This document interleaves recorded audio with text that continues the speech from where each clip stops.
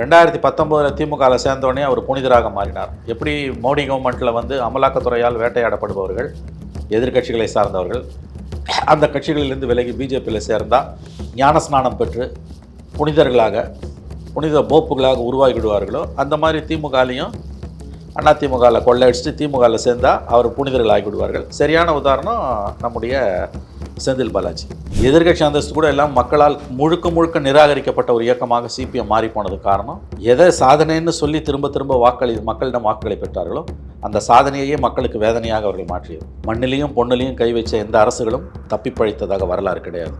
போன வாரம் திருநெல்வேலியில் காலையில் வரைக்கும் ராத்திரி வரைக்கும் பல போக்குவரத்து தொழிலாளர்கள் பிச்சை எடுக்கும் போராட்டம் நடத்தியிருக்காங்க. பிச்சை எடுக்கும் போராட்டம், பணியில் இருக்கவங்க சட்டை அணியாமல் வெற்று மார்புடன் கழுத்தில் பலகைகளை தொங்க விட்டு கொண்டு திருவோடு ஏந்தி போராடி இருக்கிறார்கள், மக்களிடம் தங்கள் பிரச்சனையை பற்றிய விழிப்புணர்வை ஏற்படுத்துவதற்கு. இந்த அரசுக்கு எவ்வளவு அவமானம். ஆனால் இந்தியாவிலேயே போக்குவரத்து தொழிலாளர்கள் அதிகமுள்ள ஒரு மாநிலம் வந்து தமிழ்நாடு தான் அப்படின்னு சொல்லி சிவசங்கர் சொல்கிறார். அப்போ அது என்ன பண்ணலாம்? அவங்களெல்லாம் கடலில், வங்காள விரிகுடா கடலில் தூக்கி போட்டுடலாமா? சிவசங்கர் அதிகம் சொன்னார்னா நல்லாயிருக்கும்.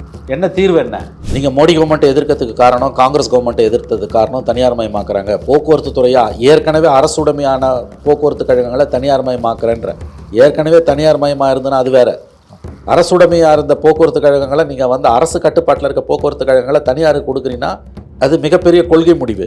இது உங்களுக்கு வந்து உயிர் நாடியான இஷ்யூ. இதில் நீ போராட வேண்டிய அளவுக்கு போராடினியா? வெண்சாமரம் வீசிட்டு உட்காந்துருக்க ஸ்டாலின் கவர்மெண்ட்டுக்கு. நீ இந்த பக்கம் 1000 ரூபாய் கொடுக்கறது, அந்த பக்கம் நான் முதல்வன் ஸ்கீமுக்கு காசு கொடுக்கறது, இதெல்லாம் வந்து நடைமுறைக்கு ஒவ்வாது மவனே, முடியவே முடியாது. இதெல்லாம் ஞாபகம் வச்சுக்கோ. மிகப்பெரிய பொருளாதார நெருக்கடியை நோக்கி தமிழகம் சென்று கொண்டிருக்கிறது, மறந்து விடாதீர்கள்.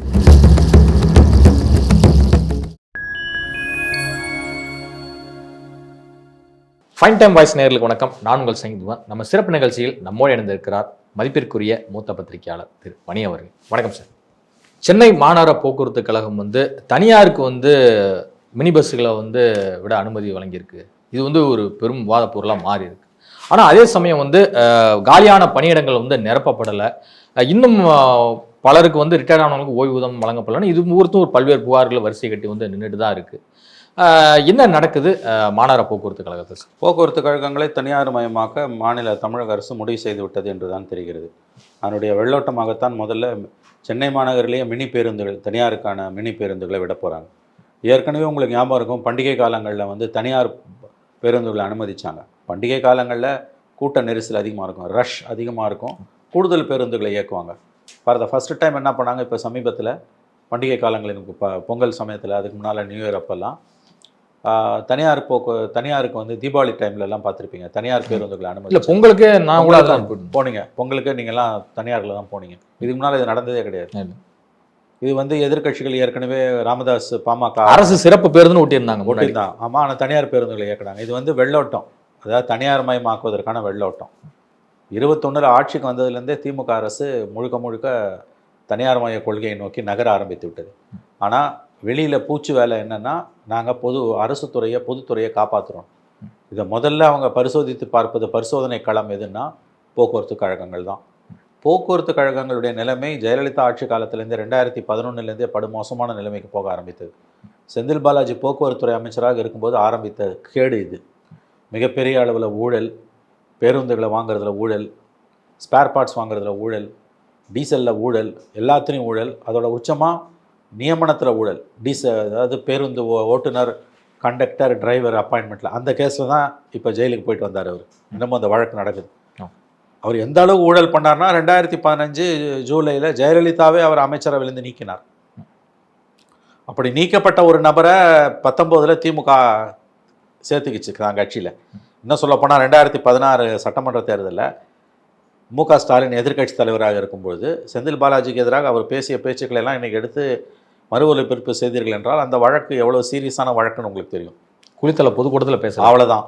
2019 திமுகவில் சேர்ந்தோடனே அவர் புனிதராக மாறினார். எப்படி மோடி கவர்மெண்ட்டில் வந்து அமலாக்கத்துறையால் வேட்டையாடப்படுபவர்கள், எதிர்க்கட்சிகளை சார்ந்தவர்கள், அந்த கட்சிகளிலிருந்து விலகி பிஜேபியில் சேர்ந்தால் ஞானஸ்நானம் பெற்று புனிதர்களாக, புனித போப்புகளாக உருவாகிவிடுவார்களோ, அந்த மாதிரி திமுகலையும் அதிமுகவில் கொள்ளையடிச்சு திமுகவில் சேர்ந்தால் அவர் புனிதர்கள் ஆகிவிடுவார்கள். சரியான உதாரணம் நம்முடைய செந்தில் பாலாஜி.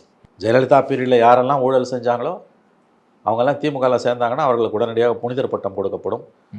போப்பாண்டவர் ரேஞ்சுக்கு அவர்கள் வந்து புனிதர்களாக சித்தரிக்கப்படுவார்கள். அவர்களை கைது செய்தால் கூட திமுக பொங்கி எழும்.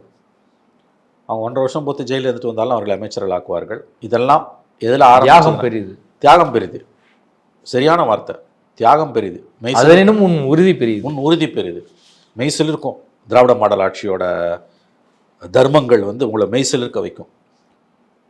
அதில் ஆரம்பிச்சது இந்த போக்குவரத்து கழகங்கள் இன்னைக்கு தள்ளாடிட்டு இருக்கு இல்லையா, திவாலாகிற கட்டத்தை நோக்கி போயிட்டு இருக்கு. காப்பாற்றுறதுக்கு தனியார் மயம் தான் திமுக அரசு முடிவு செய்து விட்டது. அதை மெல்ல மெல்ல அமல்படுத்துறாங்க. இதோட ஆரம்பம் எதுனா, இதோட வேர், இந்த அழிவுக்கு விதை போட்டது செந்தில் பாலாஜி. இந்த கவர்மெண்ட்டில் அவர் இன்னைக்கு வளமான இலாக்காவில் இருக்கார். இப்போ இந்த மினி பேருந்தெல்லாம் தனியார் மயமாக்குறாங்கல்ல, 2 கட்சி கம்யூனிஸ்ட் கட்சிகள் என்ன பண்ணுறாங்க? மோடி பண்ணால் எதுக்கு குதிக்கிறீங்கல்ல, ஸ்டாலின் கவர்மெண்ட் பண்ணும்போது என்ன பண்ணுறீங்க? சும்மா ஒப்புக்கு ஒரு அறிக்கை விட்டுட்டு அமைதியாக இருக்கீங்கல்ல.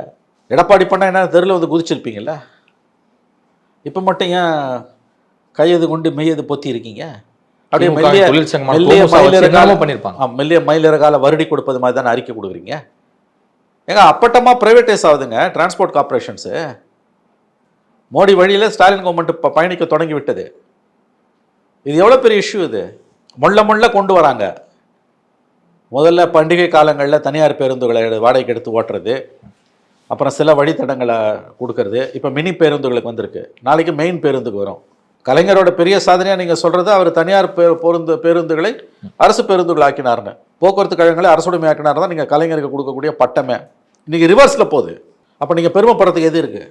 நீங்கள் செஞ்ச சாதனைகளிலிருந்து நீங்களே பின்வாங்குறீங்கன்னா நீங்கள் தோல்வியை நோக்கி நகர்கிறீர்கள். உங்களோட கோர் ஓட் பேங்க்கெல்லாம் டிஸ்டர்ப் ஆகும்.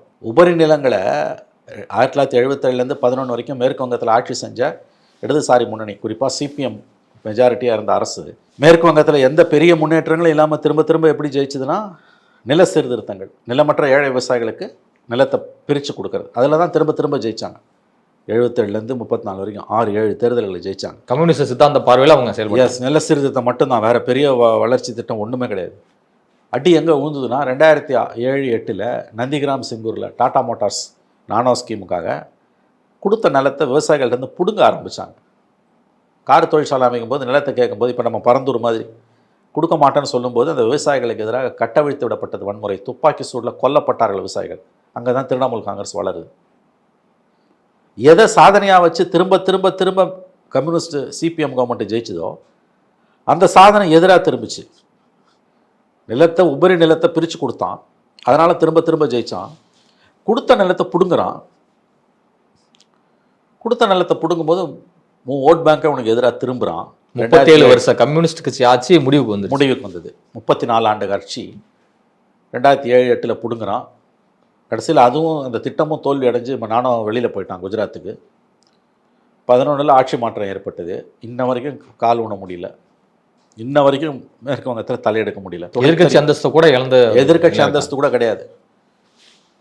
எதிர்கட்சி அந்தஸ்து கூட எல்லாம் மக்களால் முழுக்க நிராகரிக்கப்பட்ட ஒரு இயக்கமாக சிபிஎம் மாறி போனது காரணம், எதை சாதனைன்னு சொல்லி திரும்ப மக்களிடம் வாக்குகளை பெற்றார்களோ அந்த சாதனையே மக்களுக்கு வேதனையாக அவர்கள் மாற்றியது. மண்ணிலையும் பொண்ணிலையும் கை வச்ச எந்த அரசுகளும் தப்பி பழித்ததாக வரலாறு கிடையாது. இன்னைக்கு போக்குவரத்து தொழிலாளர்கள், அரசு ஊழியர்கள் திமுகவோட கோர் ஓட் பேங்க். அவர்கள் இன்றைக்கு திமுகவுக்கு எதிராக திரும்பி கொண்டிருக்கிறார்கள். இந்த போக்குவரத்து கழகங்களை தனியார் மயமாக்குறது ரொம்ப பெரிய டெவலப்மெண்ட்டுங்க திமுக அரசாங்கத்தில். கூட்டணி கட்சிகள் வாய்மூடி மௌனியாக இருக்காங்க, பேச மறுக்கிறாங்க. மினி பேருந்துகள் வருது இல்லையா, சென்னையை சுற்றி இருக்கக்கூடிய மினி பேருந்துகளை தனியாருக்கு கொடுக்குறாங்க இல்லையா, கரெக்டாக? நாளைக்கு மெயின் போக்குவரத்து கழகத்துக்கு வந்துடும். அதை நோக்கி தான் இது பயணிக்கிறது. போக்குவரத்து கழகங்களோட நிலைமையை பார்த்திங்கன்னா, நம்ம ஏற்கனவே பேசணும் பழைய காணொலியில். தமிழ்நாட்டில் இருக்க தொழிலாளி வர்க்கத்தில் மிக மோசமாக பாதிக்கப்பட்டவர்கள் போக்குவரத்து தொழிலாளர்கள். நம்ம ஏற்கனவே பேசியிருக்கோம். ஓய்வு பெறும் நாள் என்று வெறுங்கையோடு அனுப்பப்படுகிறார்கள். அவங்க பணத்தை அவங்களுக்கு கொடுக்கல, அவங்க ஊதிய உயர்வு கேட்கல, என்கிட்ட பிடிச்ச பணத்தை கொடுக்குறான். இதே ஒரு தனியார் நிறுவனத்தில் அவனுக்கு பிடிச்ச பணத்தை நீ கொடுக்கலன்னா முதலாளி ஜெயிலுக்கு போவான். அரசே அதை செய்யுது. யாரை பிடிச்சி ஜெயிலில் போடுறது? அரசே தொழிலாளருக்கு எதிராக மாறி இருக்குங்க. பிடிச்ச பணத்தை கொடுக்கலங்க. இந்த கொடுமை எங்கேயாவது நடக்குமா? வேற யாராவது கவர்மெண்ட் பாலிசி தவறா இருக்கு. வேற எந்த வர்க்கத்துக்காவது நடந்துன்னா அவங்க விட்டுருவாங்களா? வேற யாராவது போலீஸ்காரனுக்கு காவல்துறையில் இந்த மாதிரி பண்ண அவன் விட்டுருவானா? அவனுக்கு பிடிச்ச பணத்தை அவனுக்கு திரும்ப கொடுக்கலன்னா ரிட்டையர் ஆகும்போது டிஜிபிலேருந்து கான்ஸ்டபிள் வரைக்கும் விட்டுருவாங்களா? ஆசிரியர்களுக்கு பிடிச்சா விட்டுருவாங்களா? அவனாவது வாய மூடி மௌனியாக இருப்பான் ஆசிரியர்கள். சயின்டிஸ்ட்டுக்கு பண்ணால் விட்டுருவானா? நீதிபதிகளுக்கு பண்ணினா விட்டுருவாங்களா? இந்த கேஸ் எல்லாம் கோர்ட்டுக்கு போகுதுங்க. கோர்ட் உத்தரவு போட்டு ஒன்றும் பண்ண முடியல. அவன் பணத்தை அவன் கேட்குறான். நல்லா கவனிங்க, திரும்ப திரும்ப நான் சொல்கிறேன், தொண்டை தண்ணி கிழிய சொல்கிறேன். அவன் பணத்தை தான் அவன் கேட்குறான், போக்குவரத்து தொழிலாளி. வேறு எதுவும் கேட்கல. அதை கொடுக்க மாட்டேன்றான். இதே நீ ஒரு நிறுவனம் நடத்தி அதை வேறு எங்கேயாவது இன்வெஸ்ட் பண்ணியிருந்தனா மோசடி கேஸில் ஒன்று உள்ளே பிடிச்சி போட்டுருவான். இதில் யாரை பிடிச்சி உள்ளே போடுறது? இந்த லட்சணத்தில் இருக்குது போக்குவரத்து கழகம். போன வாரம் திருநெல்வேலியில் காலையில் வரைக்கும் ராத்திரி வரைக்கும் பல போக்குவரத்து தொழிலாளர்கள் பிச்சை எடுக்கும் போராட்டம் நடத்தியிருக்காங்க. பிச்சை எடுக்கும் போராட்டம். பணியில் இருக்கவங்க சட்டை அணியாமல் வெற்று மார்புடன் கழுத்தில் பலகைகளை தொங்க விட்டு கொண்டு திருவோடு ஏந்தி போராடி இருக்கிறார்கள். மக்களிடம் தங்கள் பிரச்சனையை பற்றிய விழிப்புணர்வை ஏற்படுத்துவதற்கு. இந்த அரசுக்கு எவ்வளவு அவமானம்! இது எதையுமே பேசாமல் மோடி வந்துடும், பிஜேபி வந்துடும், மதவாதம் வந்துடும்னா எத்தனை நாளைக்கு இந்த நாடகத்தை நீ நடத்த போகிற? எத்தனை நாளைக்கு இந்த நாடகம்? ஆகவே மினி பேருந்துகள் தனியார் மயமாவது ஒரு கெட்ட சகுனம். பேட் ஓமன்னுவாங்க ஆங்கிலத்தில். அதாவது வந்து துர்சம்பவம் வருவதற்கான அறிகுறி இது, எழுதி வச்சுக்கோங்க. ஏன்னா அரசு போக்குவரத்து கழகங்கள் தான் தமிழ்நாட்டோட பொருளாதாரத்துக்கு முதுகெலும்பு. அது இன்றைக்கி நீ தனியார் மயமாக்குற. நாளைக்கு ஒட்டுமொத்த போக்குவரத்து துறையே நீ தனியார் மயமாக்க போகிறீங்க. சென்னை மாநகரத்தில் விரைவில் தனியார் பேருந்துகள் மிகப்பெரிய அளவில் வலம் வர இருக்கின்றன. ஏன்னா வேறு வழி இல்லை இவங்களுக்கு. போக்குவரத்து கழகங்களை ஊற்றி மூடி மங்களம் பாடுவதற்கான வேலைகள் தான் நடக்க ஆரம்பித்திருக்கின்றன. ஞாபகம் வைத்துக் கொள்ளுங்கள். ஆனால் இந்தியாவிலேயே போக்குவரத்து தொழிலாளர்கள் அதிகமுள்ள ஒரு மாநிலம் வந்து தமிழ்நாடு தான் அப்படின்னு சொல்லி சிவசங்கர் சொல்கிறார். அப்போ அது என்ன பண்ணலாம்? அவங்களெல்லாம் அங்கே கடலில் வங்காள விரிகுடா கடலில் தூக்கி போட்டுடலாமா? சிவசங்கர் அதையும் சொன்னார்னா நல்லாயிருக்கும். என்ன தீர்வு? என்ன நீங்கள் கொள்ளை அடிக்கிறீங்களே, மணல் கொள்ளை, கனிம வள கொள்ளை, சூறையாடப்படுதில்லை தமிழ்நாடு. அதில் ஒரு 10% இந்த பக்கம் திருப்பி விட்டால் கூட காப்பாற்றலாம்ல. 10%. 5000 கோடிக்கு மணல் திருடப்பட்டிருக்குன்னு இஸ்ரோவும் ஐஐடியும் அறிக்கை கொடுக்குது. விஞ்ஞான ரீதியான அறிக்கை. யாராவது ஒருத்தனை பிடிச்சி உள்ளே போட்டாங்களா? சம்மானு கூப்பிட்டா கலெக்டர் வரமாட்டேன்றான். சுப்ரீம் கோர்ட் வரைக்கும் ஸ்டேட் கவர்மெண்ட் போகுது, கலெக்டர் போல. உங்களுக்கு என்ன பிரச்சனை? கலெக்டர் போய் நிக்கட்டுமே ஈடி முன்னால. யாரை காப்பாற்ற? மணல் நிறுவனங்கள் 3500 கோடி அபராதம் கட்டுறாங்க. அபராதம் 3500 கோடி. ஜபர் அலி அந்த பாய் ஒருத்தரை புதுக்கோட்டையில் காரை திருமயத்தில் லாரி ஏற்றி கொண்டாங்க. 10,000 கோடிக்கு கனிம வள கொள்ளைன்றாரு. இதில் கொடுமை என்னன்னா, அவர் அதிமுக எடப்பாடியும் அதை பற்றி பெருசாக பேசலை. உள்ளூர் மந்திரி பழைய மந்திரி ஏடிஎம்கே விஜயபாஸ்கர் அவரும் பெருசாக அலட்டிக்கல. அப்போ திமுகவும் அதிமுகவும் 2 பேரும் கரங்க ஊற்றுருக்காங்களன்ற சந்தேகம் தான் வருது. கண்டன அறிக்கையெல்லாம் பதிவு பண்ணாரு. அவ்வளோதான். அது போதுமா? நீ அது எவ்வளோ பெரிய இஷ்யூ? கிரவுண்டுக்கு போய் போராடி இருக்கணும்ல. புதுக்கோட்டை எடப்பாடி போயிருக்கணும்ல. உங்கள் கட்சிக்காரன் தானே செத்துருக்கான். முதல்ல விபத்துன்னு அப்புறம் கொலைன்னு கவர்மெண்ட்டே போலீஸே கேஸ் போடுது. 10,000 கோடி கொள்ளை அடிச்சிருக்காங்கன்னா தனிப்பட்ட ஒரு கம்பெனியோ 4 பேரோ பண்ண முடியுமா? மேலே லீடர்ஷிப்புக்கு, அதிகாரிகளுக்கு, அரசியல் தலைமைக்கு பங்கு இருக்காதா? அப்போ பணத்துக்காக பஞ்சம் உங்களுக்கு. இந்தியாவிலே போக்குவரத்து தொழிலாளர்கள் தமிழ்நாட்டில் தான் அதிகம்னா என்ன பண்ணலாம்? அதுக்கு பதில் சொல்லுங்கள். கழுவில் ஏற்றிடலாமா எல்லாரையும்? இல்லை வங்காள விரிகுடா கடலில் தூக்கி போட்டுடலாமா? இல்லை நாடு கடத்திடலாமா? என்ன பண்ணலாம்? அப்போ மினி பேருந்துகளை விடுவது என்பது நல்லா ஞாபகம் வச்சுக்கோங்க. பெரிய தமிழ்நாட்டில் போக்குவரத்து கழகங்கள் தனியார் மயமாக்கப்படுவதற்கான முன்னோட்டம். இது மிக ஆபத்தான போக்கு. இந்த மாதிரி ஒவ்வொரு இஷ்யூலையுமே இந்த அரசு தொழிலாளர் விரோத அரசாக இருக்கும்போது இடதுசாரிகள் எப்படி இதில் ஒட்டிகிட்டு இருக்காங்க யோசிச்சு பாருங்க. எஸ்ஐடி அவங்க ஒரு பக்கம் போராடிட்டு தானே சார் இருக்காங்க. சிபிஎம்ஏ வந்து திமுகவோட வந்து இன்னமும் இணக்கமாக இருக்காங்க. இறங்கி போராடணும்ல, தெருவில் கேள்வி கேட்கணும்ல.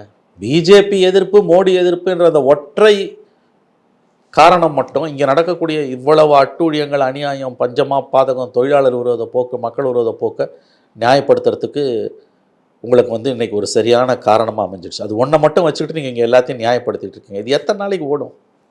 உங்கள் கட்சிக்காரன் உங்களுக்கு ஓட்டு போடுவானா? நான் கேட்குறேன். உங்கள் கட்சிக்காரன் உனக்கு ஓட்டு போடுவானா? போக்குவரத்து தொழிலாளர் வயிற்றில் அடின்னு அடிச்சிருக்கான். சிஐடியோட டிரான்ஸ்போர்ட் ஒர்க்கர் சிபிஎம் திமுகவோட கூட்டணியில் தொடர போகிறாங்க, சந்தேகம் இல்லை. 6 சீட்டு கொடுப்பாங்க, 7 சீட்டு கொடுப்பாங்க. அதை வாங்கிட்டு போய் மதசார்பின்மையை காப்பாற்ற போயிடுவாங்க. சண்முகமும் சவுந்தரராஜனும் கனகராஜும் ஓட்டு போடுவாங்க. கீழே இருக்க தொண்டம் ஓட்டு, கீழே இருக்க தோழர் ஓட்டு போடுவார். நான் கேட்குறேன், மனசாட்சியை தொட்டு சொல்லட்டும். எத்தனை நாளைக்கு மோடி எதிர்ப்புன்ற காரணத்தை வச்சுக்கிட்டு இங்கே நீங்கள் வந்து இந்த மாதிரியான அட்டூழியங்களுக்கு நியாயம் கற்பிக்க போகிறீங்க. தனியார் மயன்றது பெரிய விஷயம் சார்.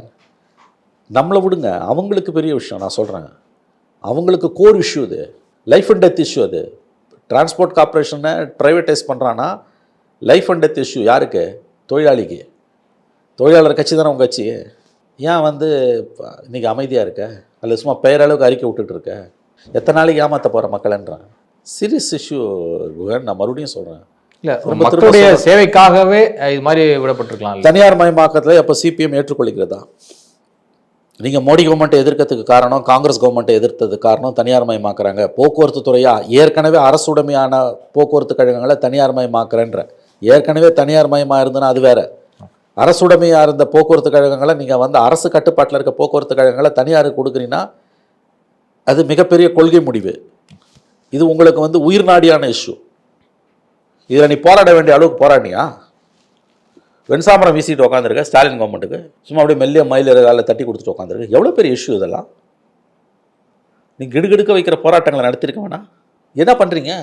அப்போ இந்த கவர்மெண்ட்டோட இந்த பாவத்துக்கு நீங்களும் உடந்த. இப்போ தோமுசாவும் சைலண்டாக இருக்குங்க. அவன் சைலண்டாக தாங்க இருப்பான். அவன் திமுக யூனியனு. சாம்சங் போராட்டத்திலேயே அவன் எதிராக பேசினவங்க அங்கீகாரம் கொடுக்க வேண்டிய அவசியம் இல்லைன்னு புது கட்டுப்பாட்டை சொன்னாங்க. இப்போ அங்கீகாரம் கொடுத்தான்ல, ஏன்னா அதான சட்டம். இதை முதலே கொடுத்து தொலைச்சிருக்கலாம்ல. போராட்டத்துக்கு கிடைத்த சட்டப்படி தான் நான் வாழணும். 1000 முதலீடு வரட்டும், வெங்காயம் வரட்டும், வேலை வாய்ப்புகளுக்கு முதலீடு முக்கியம். அது எல்லாம் தெரியும். இந்த கதைலாம் வேணாம். சட்டப்படி தான் நான் வாழணும். தொழிற்சங்க அங்கீகாரம் என்பது அடிப்படை உரிமை, சட்டம். நம்ம நீதிபதி சந்துரு சொன்ன மாதிரி இப்படி 56 வருஷத்தில் இப்படி ஒரு கேவலமான கவர்மெண்ட்டை பார்த்ததே இல்லைன்னாரு. சங்கத்தை கேட்டால் அவன் ரெக்கக்னேஷன் கேட்டால் கொடுக்கறத தவிர கவர்மெண்ட்டுக்கு வேறு வேலை இல்லை. சாம்சங் அதை அங்கீகரிக்காமல் இருப்பான், அது வேறு விஷயம். புரியுதா நான் சொல்கிறது? தொழிலாளர்கள் சங்கம் கட்டுகிறார்கள் சாம்சங்கில். அவர்கள் சங்கத்தை அங்கீகரிக்க வேண்டும் என்று தொழிலாளர் நலத்துடன் மனு அளிக்கிறார்கள். அந்த டாக்குமெண்ட் சரியாக இருக்கான்னு பார்த்துட்டு அந்த தொழிற்சங்கத்துக்கு அனுமதி கொடுப்பதை தவிர வேறு எந்த ஆல்டர்னேட்டிவும் அரசாங்கத்துக்கு கிடையாது. இதுதான் சட்டத்தின் நிலைப்பாடு. அதை செய்யாமல் அவங்கள 4 மாதம் தெருவில் இறக்கி ராத்திரியில் போட்டு வீடு பூந்து அடித்து இழுத்துட்டு போய் கோர்ட்டுக்கு போய் மன்றாடி, அடிப்படை உரிமையை மன்றாடி வாங்குறான். அதான் சந்திர சொன்னார், 54 வருஷத்தில் இப்படி ஒரு மோசமான அரசை பார்த்தது இல்லைன்னு. அப்போ எல்லாமே உனக்கு வந்து தொழிலாளர் விரோத போக்கில் தானே போயிட்டு இருக்குது. வெளிப்படையாது. மினி பஸ்ஸு, முதுகெலும்பு வந்து போக்குவரத்து கழகங்கள் அரசு கட்டுப்பாட்டில் இருக்குது. தமிழ்நாடு வந்து ஒரு வெல்ஃபேர் ஸ்டேட்னு காது கிழிய பேசுகிறீங்கல்ல. திராவிட மாடல்னு. திராவிட மாடல்னு சொல்லக்கூடியதுக்கு நல்லா விளக்கம் கொடுக்கணுன்னா, இன்றைக்கி வளர்ச்சி குறியீட்டில், மனித வள குறியீட்டில் தமிழ்நாடு மேலே இருக்கிறதுக்கு காரணம் போக்குவரத்து கழகங்கள் அரசு கட்டுப்பாட்டில் இருப்பது, சிறந்த சுகாதார கட்டமைப்பு, பள்ளிக்கல்வி அனைவருக்கும் உறுதி செய்தது, இவையெல்லாம். அதில் ஒன்றொன்னா நீ உருவிக்கிட்டு இருக்க. நீ இப்போ அந்த அடிப்படைகளே வந்து அந்த அடிப்படைகளே தகர்க்கப்படுது. நீ திராவிட மாடல்னு சொல்கிற, அது என்ன திராவிட மாடலோ ஏதோ ஒரு மாடல்னு சொல்லி தொலைச்சிக்கோ, பிரச்சனையே கிடையாது. சொல்லிக்கோங்க தாராளமாக. அந்த திராவிட மாடலோட சாதனை, சோகால்டு சாதனை இருக்குல்ல, அந்த சாதனையோட அடிப்படை கூறுகளில் ஒன்று போக்குவரத்து கழகங்கள் அரசு கட்டுப்பாட்டில் இருப்பது.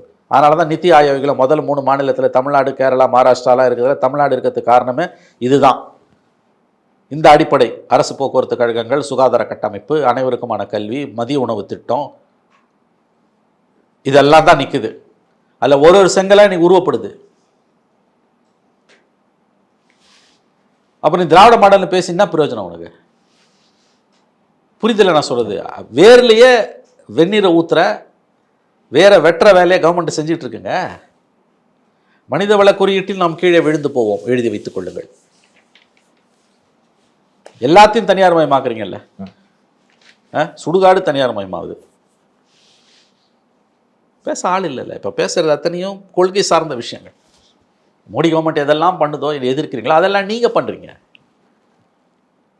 லேட்டரல் என்ட்ரி எதிர்க்கிறேன்னா செக்ரட்டேரியட்டில் லேட்டரல் என்ட்ரியில் எவ்வளோ பேர் வேலைக்கு வந்திருக்கான்னு செக்ரட்டேரியட் எம்ப்ளாயிஸ் யூனியன் அறிக்கை கொடுக்குறான். மற்றவன் அறிக்கை விட்டானா அது ஏற்றுக்க வேணாம், அவனுக்கு உள்நோக்கம் இருக்குது. செக்ரட்டேரியட் எம்ப்ளாயிஸ் சொல்கிறான். மோடி பண்ணுறது அத்தனையும் நீங்கள் பண்ணுறீங்க. ஆகவே இது ரொம்ப மோசமான ஒரு போக்கு. தமிழ்நாடு அரசு போக்குவரத்து துறையில் தமிழகம் முழுக்க வந்து 12,437 காலி பணியிடங்கள் வந்து இருந்ததுல இப்போ 2,887 பேரை வந்து நியமனம் செஞ்சுருக்காங்க. அந்த காலி பணியிடங்களுக்கு நிரப்பியிருக்காங்க. ஆனால் இது வந்து பிரச்சனைகளுக்கு வந்து தீர்வாகுமா? தீர்வாகாது. 12,000 பேர் இருக்கும்போது 12,000 சொச்சம் பேர் இருக்கும்போது 2,000 சொச்சம் பேர் 2,877 பேர், அதான் 1/6. 5ல் 1 பங்கு 1/5ன்னு வச்சுக்கலாம். 5ல் 1 பங்கு 13,000 பேர் தேவை, 3,000 பேர் ரஃப்லி. 4ல் 1 பங்கு தான் நீங்கள் 4 பேர் தேவைப்பட வேண்டிய இடத்துல ஒருத்தருக்கு வேலை கொடுக்குறீங்க. இப்போ இந்த ஆண்டுதோறும் எவ்வளோ பேர் ரிட்டையர் ஆகி போகிறான்னு பார்த்தீங்கன்னா இன்னும் 3லேருந்து 5 வருஷத்தில் மறுபடியும் அந்த காலி பணியிடங்களோட எண்ணிக்கை வந்து இன்னும் அதிகமாகிடும். பணம் இல்லை, அரசு கஜானா திவாலு. இதைத்தானே எடப்பாடி சொல்கிறாரு. சொன்னால் கோவம் பொத்துக்கிட்டு வருது தங்கம் தென்னரசுக்கு. நீங்கள் தானே சொன்னீங்க அசம்பிளியில், பொங்கலுக்கு 1000 ரூபாய் கொடுக்கலன்னா நிதி நிலைமை மோசமாக இருக்குது. நீங்கள் காலி பணியிடங்கள் நிரப்ப முடியலன்னா நிதி நிலைமை மோசன்றீங்க. பழைய ஓய்வு திரும்பணும் நிதி நிலைமை மோசன்றீங்க. இதைத்தானே எடப்பாடி சொல்கிறாரு. உடனே வந்து இல்லை அவர் தப்பாக பேசுகிறாரு, கடன் வாங்கும் திறன் வந்து ஃபைனான்ஸ் கமிஷன் சொன்ன அளவுகோலுக்குள்ளே தான் இருக்குது. இந்த கதைலாம் இருக்கட்டும். ஏன் வந்து பணியிடங்களை நிரப்ப முடியல? எங்கே பணம் உங்ககிட்ட? கஜானா காலி. ஏன் மறைக்கிறீங்க? அப்போ எதுக்கு இந்த ரெட்டை வேஷம்? ஆகவே மிக கடுமையான நிதி நெருக்கடியை நோக்கி மாநிலம் நகர்ந்து கொண்டிருக்கிறது. மறந்துடாதீங்க. தேவையில்லாத திட்டங்கள் 1000 ரூபாய் ஸ்கீம்லாம் யாருங்க கேட்டாங்க பெண்களுக்கு? அது ஏதாவது ஒரு வளர்ச்சிக்கு உதவுமா? நீ வந்து மதிய உணவு திட்டம் போடு, சுகாதாரத்தில் கொடு, பெண் கல்விக்கு ஏற்பாடு பண்ணு. 1000 ரூபாய் வீட்டு பெண்களுக்குன்றது எவ்வளவு? அந்த ஸ்கீமெல்லாம் வந்து தான் இன்றைக்கி சூறையாடிக்கிட்டு இருக்கு. 12,000 கோடி ரூபாய் மாதம். எவ்வளோ? 1 கோடி பெண்களுக்கு 1000 ரூபாய்னா 1000 கோடினா 12,000 கோடி. முதல் 2.5 வருஷம் கொடுக்கல, கடைசி 2.5 வருஷம் கொடுக்குறான் 30,000 கோடி. இந்த 30,000 கோடி வந்து அரசு ஊழியர்களுக்கான சம்பளம், அரசு கௌரவ விரிவுரையாளர்கள் பணி நியமனம், போக்குவரத்து கழகங்களோட கடன் அடைக்கிறது, இதில் போயிருக்கோம்ல. உங்களுடைய குறுகிய அரசியலுக்காக நீங்கள் பண்ணீங்கல்ல.